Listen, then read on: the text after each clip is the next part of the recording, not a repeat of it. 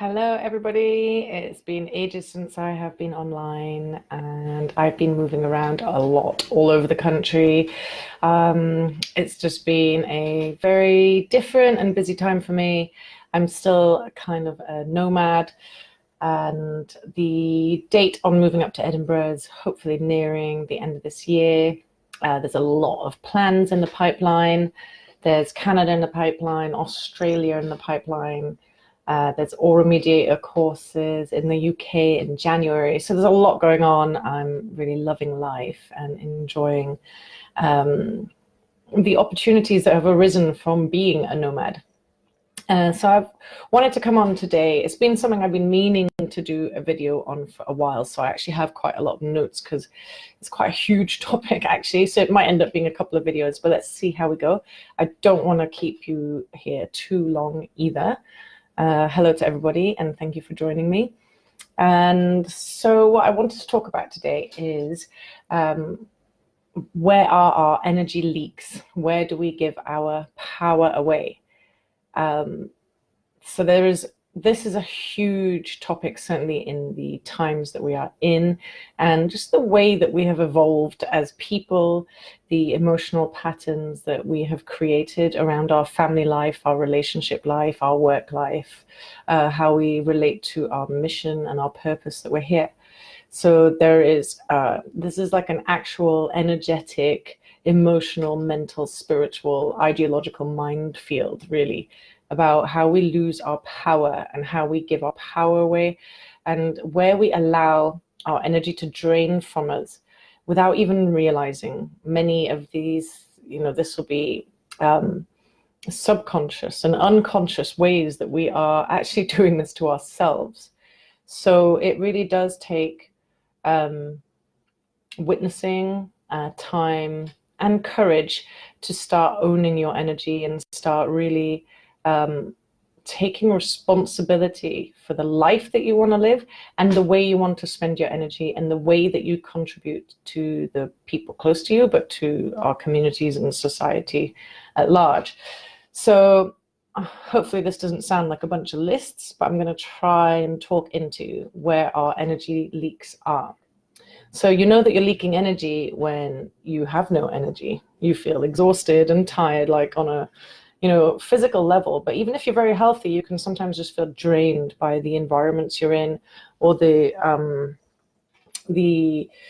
work that you do. So you're losing energy if you're sacrificing what you know is really good for you and staying in situations that you're maybe comfortable in, but are not good for you. So you might be staying in a job that you don't like anymore, a relationship that has lived its course. You're losing energy if you're overriding your life force and your boundaries and putting yourself in a position working for or living with what you know is not good for you. So that is going to make you tired and not feel well. In a way, your body probably will start self-sabotaging or making you ill or making you feel exhausted or that nothing feels right. So that's something to clock. But also that maybe if you're losing energy or there's a leaks, you just don't know who you are, or you don't have a sense of direction.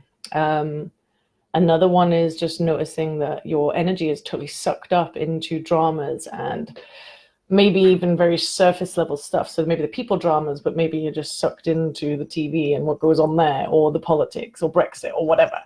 There's definitely an energy drain if that is like a major focus of your attention. That you're having energy leaks if your focus is very narrow, like you have tunnel vision.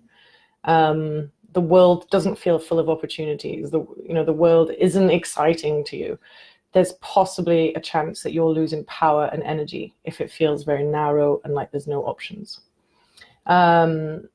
You write things off, like, just that's wrong, or that's not an option, or, you're not able to see the world of opportunities in front of you. Another clear sign that you're giving your power away or losing energy is that you people please. You override your own boundaries and what's good for you to please others or to make other people feel comfortable. something's not right there if you're having to sacrifice yourself in that way all the time. Codependency. If you see in your relationships that there is codependency, that you need the other just to feel okay and all right, probably means that you've lost some of your internal power, safety, security, love, home, belonging in yourself.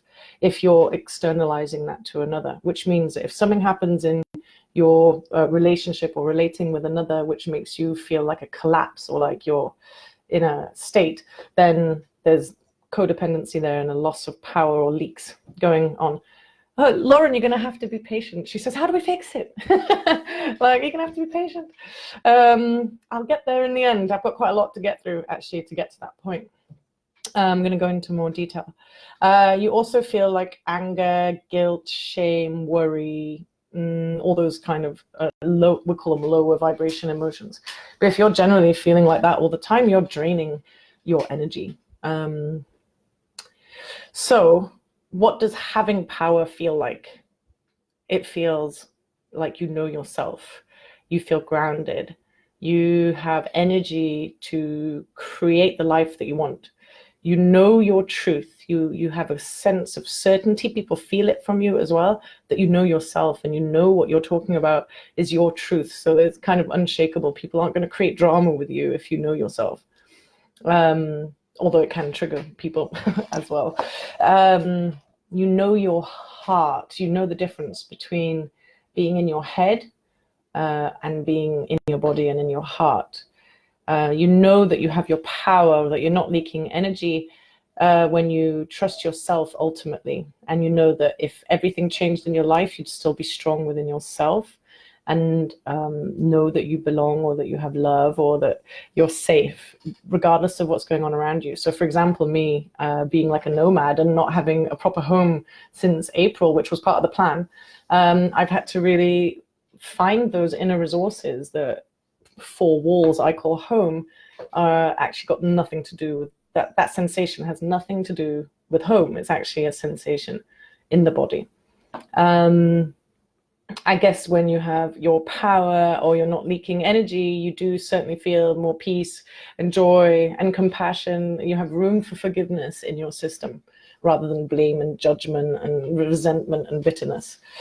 You know, you really have, if you're offering something to the world, when you're saying to the world, this is what I'm offering, this is what I believe in, but deep down inside you're like, I'm not good enough and I'm not worthy, and you know, there's like a dissonance. You're out of alignment. Mind, body, spirit is not aligned in the same direction. You're kind of losing energy because you feel like an imposter or a fraud or like all that kind of thing.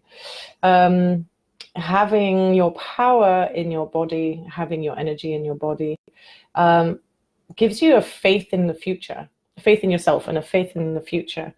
You have like a wide perspective on your own story, but on what you can create, and you kind of feel a magic, an enchantment with your own story and what you can create out there in the world. And I guess another part of having your energy in your body is more charisma, more drive, more radiance, that kind of peace and sense of home in your body shines out of your face, and people will feel that. So there's a lot of reasons why you would want to have your energy in your body and not be leaking or giving your power away. It also really helps having your energy in your body for resilience, overcoming difficulties, overcoming any sands that shift in your world, you know, relationships or movements or homes or new jobs or whatever.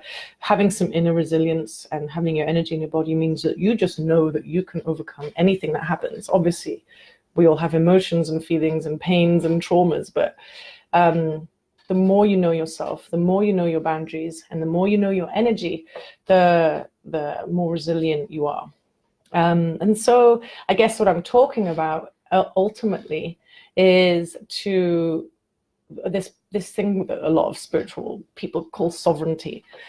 And really that's about owning your energy, knowing where the leaks were and knowing not to give your energy away in that way. It's about really owning your mind and owning your beliefs and owning your emotions as your own and not, projecting them onto others. It's really about taking responsibility for yourself. And some of the work I'm going to share with you is some of the answers or some of the ways of fixing the way that this is all going. Like, why do we always give our power and energy away? There are actually really interesting reasons why we've been set up to behave in those ways. Okay, so ultimately we want to be able to choose like where we're putting our energy and where we're putting our life force. So that's the bit where we take responsibility for ourselves. Can't blame anyone else for how we're projecting our energy out there. Okay, so there is definitely an element of not being in control of our energy. We weren't really told to look after our energy or how it works or how our minds work or how our cells work or how our auras work.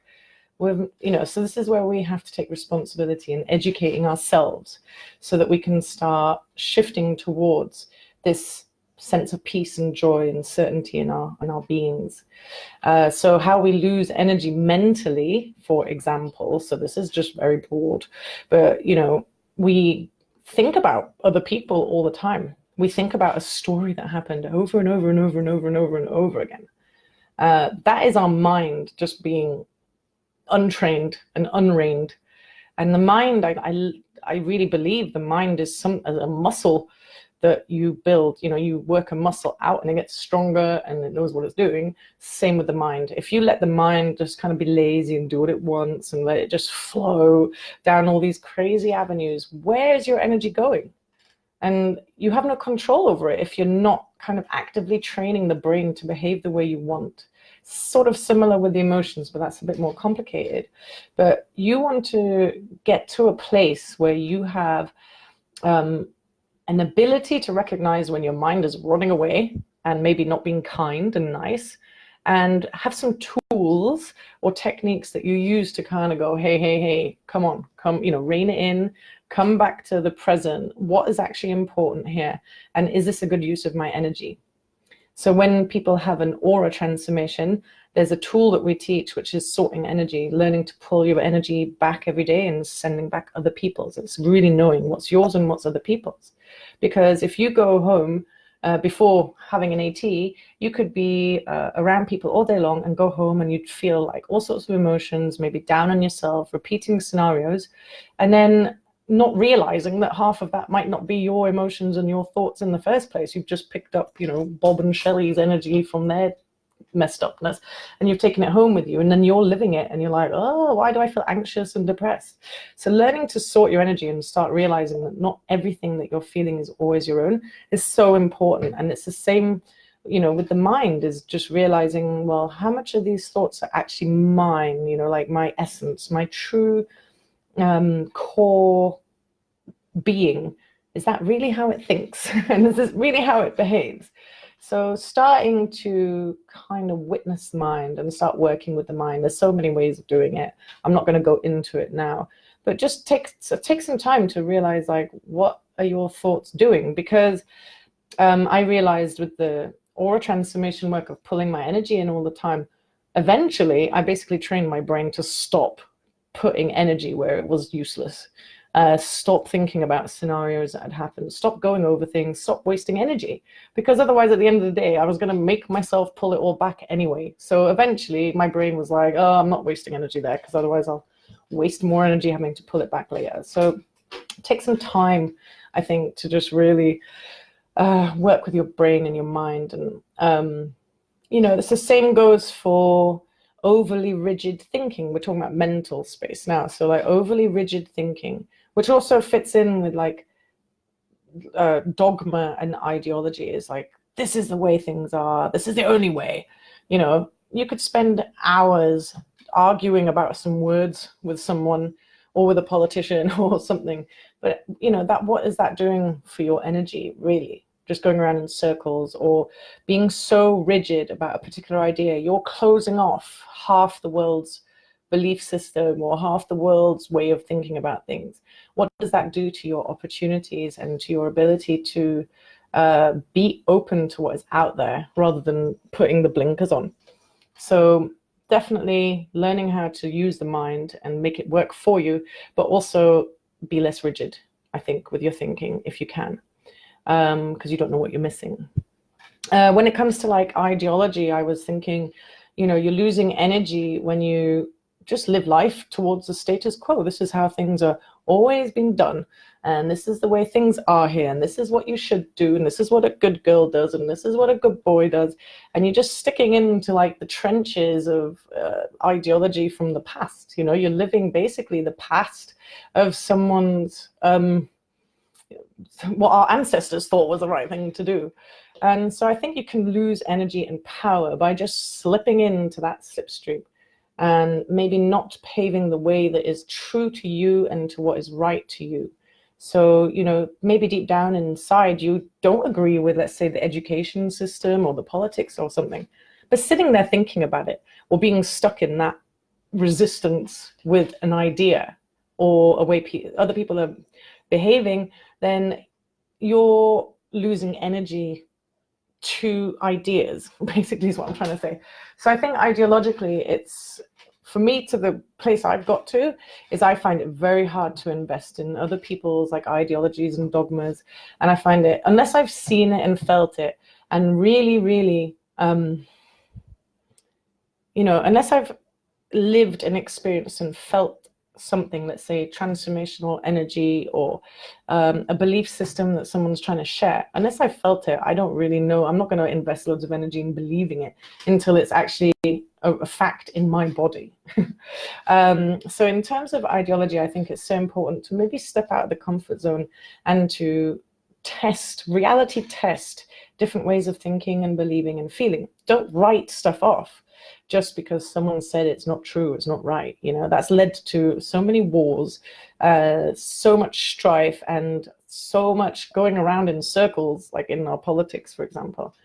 I think going beyond ideology would be amazing. And I also think that we lose a lot of power and energy when we get stuck in ideologies or ideas or politics or whatever, because ultimately we're projecting a lot of anger and frustration that we built up as children or in schools where we weren't able to act on our power or on our boundaries. And then we get to a point where we're older and we can, but we don't want to be violent. So we get very angry at the establishment's walls, at the ideologies of others. That's all this Facebook arguing that happens, that people troll each other and everything. And I think that what we're doing sometimes unconsciously is resisting or rebelling against a lot of the childhood traumas that we experienced, or lack of, lack of agency that we had as children. And so in a way, these ideologies or these walls become like a board that we project all our unprocessed emotion at. And that is losing energy. What are you achieving in doing that? So I think it's so important to, again, notice when you're using emotions as the next point, but you're using emotions and anger and blame and judgment at others, what is actually happening there? What kind of energy are you using and what is it actually creating? So I think that is another loss of energy when we're not coming from a place of balance, and certainty and truth within ourselves. We're just chucking our stuff out there because we don't know what to do with it here. So that brings me to the next point, which is, how are we emotionally giving our power away and our energy away? And, I think that if all the politicians and activists and all the, people that are really angry on Facebook could sit and tend to their own garden and really weed out where they've been losing energy or where they're emotionally wrapped up in stuff that might not be stemming from the thing they're arguing with, but from something much deeper within them. If we could all tend to our own garden and make our own inner space, our inner landscape, a beautiful garden that we're proud to sit in, that our family feels safe around, that our communities can actually thrive from us being healthy, well, and balanced, that would create a completely different politics and a completely different society and community. So I think rather than chuck unprocessed stuff, look at your inner stuff first. So that's a way of gaining power, not leaking energy at ideas and establishments. Emotionally, how we lose energy, there's so much in this, but we relive old stories. It's almost like the way that our energy field, how our bodies, our physical bodies work. They have cell memory, energy memory of situations that have happened to us. Big painful things happen, or traumas, or shock, that happens, that it gets recorded in our body and our memories and our energy. And we then are reliving that day by day. We're letting it play a loop. I often say that something that happened to us is recorded in the body, and it relives that memory all the time in a kind of loop in your consciousness over and over. So in a way, it's finding a way of releasing these held tensions and holding patterns in the system, so that you're not reliving your past every day emotionally. And that's something where you're going to be losing energy all the time, because the shock and trauma is over now. That isn't actually happening in the here and now, but the body thinks it is. So I think it's really important, if you have the capacity, time, if you want to have more energy and have more power and be able to use your life force effectively, is to start unraveling these old stories and really finding someone that can help you. There's lots of people that can help with this sort of thing, and it's really to release the trapped life force, the trapped tension, releasing this kind of light. It's like letting light in, it's letting love in, it's letting the system breathe, and bringing the body to the present moment in time, rather than it reliving in the past. Emotionally, we give energy away with telling the old story again and again and again. We tell it. It's not just living in our body and reacting with the world. It's like we tell the stories that, oh, woe is me. There's we're playing the victim often, and I'm not shaming anyone for doing that. We all do it, but we get invested in the stories and kind of re-traumatize ourselves every time we tell it, and make it more and more real, again and again every day. But also with the emotional side of leaking your energy or losing your power, it's a much more sensitive topic. But as children and babies, things happen to us. Maybe we didn't get the love we needed at the right time in the right way. Doesn't mean there was bad parents, but it just means that as a defenseless baby child, you felt something wasn't right for you. And at that point, you start building defenses, you start building survival strategies to stop feeling the discomfort or the loss or the lack of nourishment or the lack of holding. You build up sort of ways of dealing with that as a small baby. So it's not like it makes loads of sense, but we build these defenses that become our survival. So there's no shame in that. But later in our lives, those mechanisms, they block the love that we're trying to receive and actually would like. So that's another important piece that I would get support for. Is so much, I think you need someone to hold space when you start unraveling this stuff. I mean, I certainly did, and I've been really blessed to have amazing people, but I've been also hugely passionate about wanting to go into those layers and into those depths. And so working with your survival mechanisms and your defenses, because they harden you. You're trapping your life force in your body. You're stopping from people contributing to your life. You are unable to feel love or a sense of belonging or home in your body when you're living these childhood defenses still. So there's such a huge topic that it's probably another video as well. I think we also give our power away to our abusers and to those that have manipulated us or that have betrayed us. I think sometimes it's a perfect gift so that you come into your power and strength as you realize that you are, the love you always looked for, and you are the home and the belonging that you've always needed. But I think we give a lot of energy away to the people that have hurt us. We go over the stories, like I've said. We are in a victim state, so we're not empowered. But we also give them the power to carry on abusing us long time after the abuse ever happened. Say, 20 years down the line, and you still, holding tight from receiving love because when you did once, it turned into abuse, then you've let that person stop you feeling love for 20 years after they're long gone. So that's another way of losing power and life force. And leaking energy is you're sending energy back to the source of the pain again, rather than building the world that you want to build. So everything I'm talking about is hugely sensitive processes. It's to be done gently and kindly with support. I'm not just throwing it away as like easy to do. But these are important ways that we lose energy. Just have some water. There's a little bit more. So emotionally, if you find yourself in anger and blame and guilt and shame, in all these emotions emotionally, that's a drain. It's hard work. It's actually probably harder work to stay in that emotion, but the body gets addicted to it. The body is emotionally addicted to the hormones of stress and fear.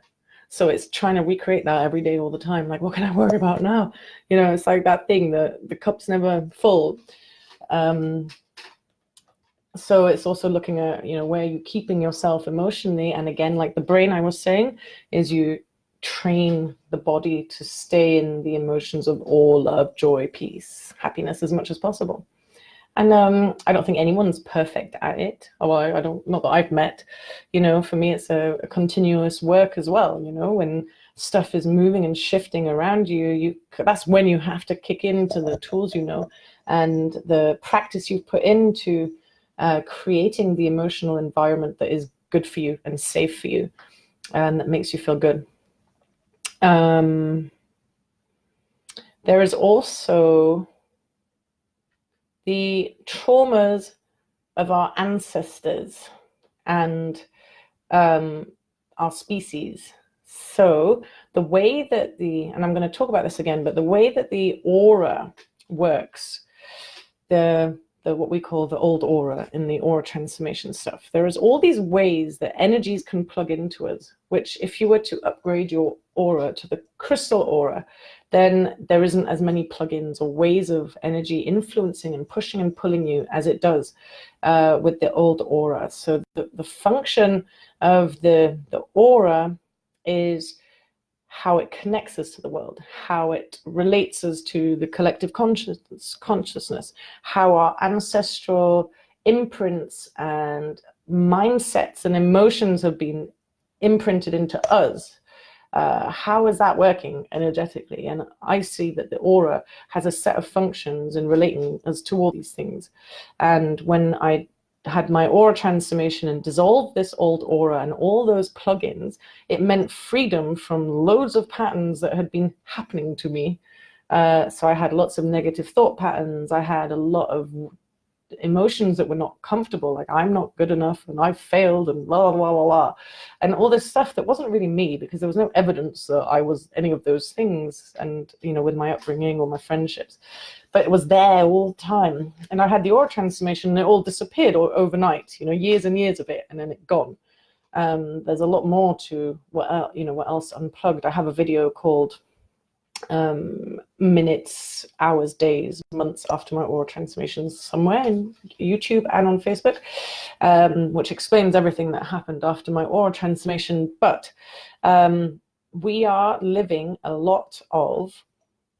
we are losing energy to and power to a lot of ancestral patterns passed down to us or inherited, but also the species wide. There's been wars, there's been persecution, there's been witch hunts, there's been, so much going on.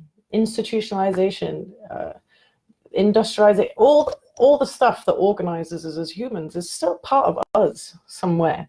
We are a product of it. And I think that the old aura does a disservice to us in that it's really plugged into our energy field in such a way that if our energy protection starts to weaken, then we actually start feeling this pushing and pulling from all these factors a lot deeper and stronger. So that's another amazing thing about doing this work, is starting to identify the patterns that you're living in and where you're losing your energy. Where did they come from? You know, maybe you had an ancestral pattern of victim and abuse scenarios, and then you're playing them out and you're like, why am I even doing this? You know, so it's important to see how those factors are contributing to you not being in your power. Yes, and putting the walls up. Lauren says, I don't know when you said that, but that's exactly the next part, is about boundaries. You know, if you don't have boundaries, you're not keeping your power. You're not keeping your energy and power. You're easily pushed and pulled in all directions. You're overriding your own boundaries. You're putting yourself in danger or in situations where you don't feel good to please others, or for example. So having strong boundaries is a huge factor in having much stronger energy field, and being able to know yourself and know what is you and not you helps you have strong boundaries. And the more you feel the power and empowerment and fire of going, this is a boundary. I know I've not had one before, but I do now. I think that is just an amazing exercise and reality testing that happens after an aura transformation, where you're really feeling what it means or feels like to have a strong energetic boundary. It's different. People feel it. It's different. But at the end of the day, you're protecting your life force and what is right for you and what is true for you. Okay. And a final, well, almost final point. The spiritually. How do we lose energy spiritually? This is a big one. I wonder if I should do another video.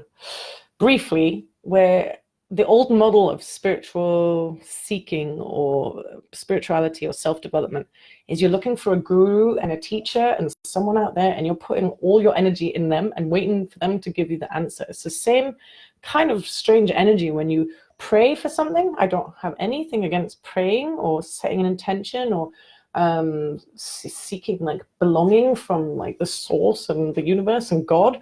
But if you pray like, please sort this out, and then hope an answer will come from outside, you're wasting kind of time and you put your energy outside of yourself. So I think that there's the new time energy, being in the new aura, being around crystal and indigo children, being in your power, means that you seek for answers within you, and you start trusting your own intuition and your own power of being like a spirit in a body on earth, you know. And you don't give your power away to gurus and guides. If someone tries to do that to me, I'm like, no, you know, like, you have the answers within yourself. I'm here to assist and help and, you know, kind of land people in their bodies so that they can be empowered and strong for themselves. But at the end of the day, you know, they have to do the work of trusting themselves. I can't do that for them, for example. But there's this really, it's like a not healthy pattern of people putting all their energy into the stars, into the cosmos, into the gurus and angels, and even God and everything out there. God's in here. You know, like, you are your best guide. I'm not saying that there aren't beings and frequencies that are helpful to us, but first start with knowing yourself and being able to answer your own questions before you give your power away to someone else. That's kind of my little rant on that one.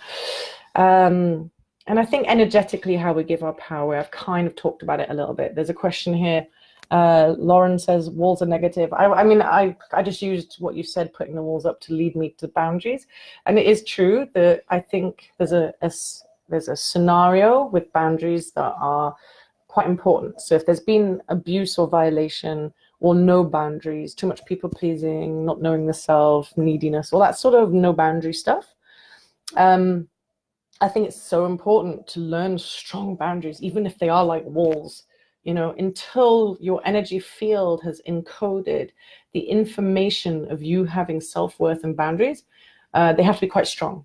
And then I think that there's this beautiful letting go of the walls being like too strong, because otherwise you stay too long with very strong boundaries, you push people away, or you're in a glass tower, you're in a fortress, and it's not very nice.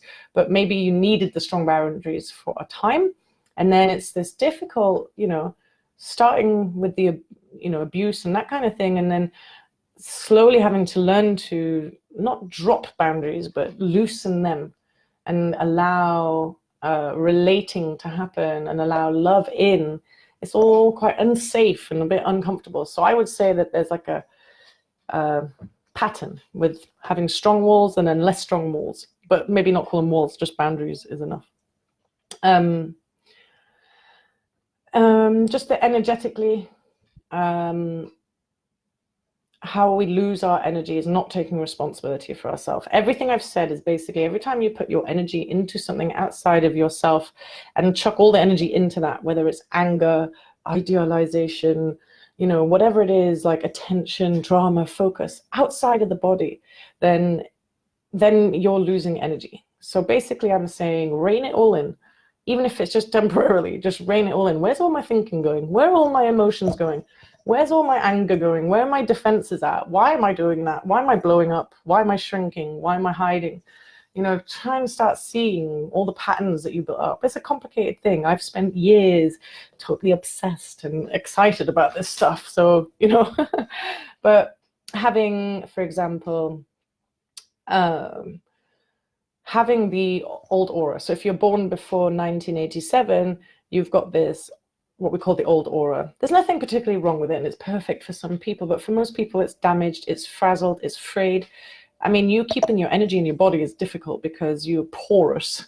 You're flying through the universe in a sieve, and there's like all sorts of debris coming in. There's influences like trying to push and pull your life force. There's things siphoning your energy, like, look this way, come and spend your money here, do this, do that.